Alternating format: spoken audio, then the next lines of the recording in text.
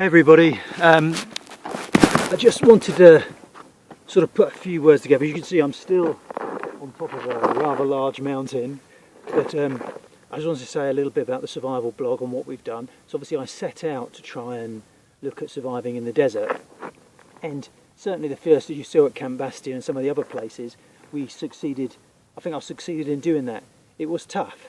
It is a tough environment, but at the same time I suppose I've learned that you need to work with the local people, and the Bedouin are very much a community, and that's how they survive in this harsh landscape, by working together, by sharing stuff, by looking out for each other. So in some ways it has been difficult to stay in complete isolation. It just hasn't been possible here. So tonight I'm camping out again tonight. So I've got a couple of nights left before I'm finished, and then I'm heading back to the coast for a week off. So I hope you've enjoyed the blogs. I think in terms of survival, I think I've learned quite a lot.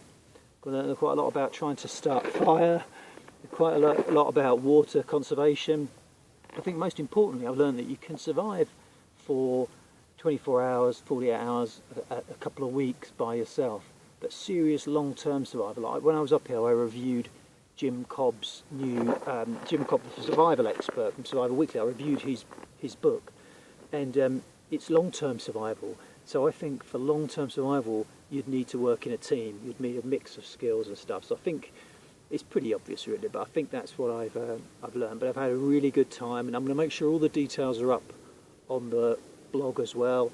So if you wanted to do something similar, there's all the contacts here, and you can have it as extreme. You don't have to have it quite like I've done it, sleeping out. You can actually stay in some really nice places here. So it's a lovely place, Sinai.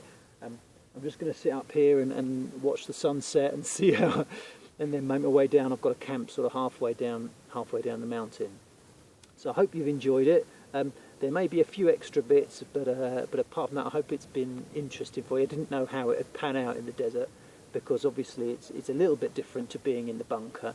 But I hope you've enjoyed it. I hope it's been interesting, and I'll try and get it all edited together, because I'm sure there are a few cock-ups. It's not been easy to manage the camera all the time. I've made a few cock-ups in the heat as well. I've done a few blogs twice. But anyway, that's the blog. I'll just give you a quick view of the Sinai Desert and then sign off. And thanks a lot if you've taken the time to follow it. Thanks a lot, and I hope you've enjoyed it. So, right, let me finish off by showing you some more. As you've probably seen quite a lot of it. I'm sick of the desert. No more sand. Too much sand. There is a lot of sand. There's a lot of rocks as well. But anyway, that's the desert, and I think the sun's just going down over there now, if you can see that. So I should head down, get myself some food, and as I say, I hope you've enjoyed the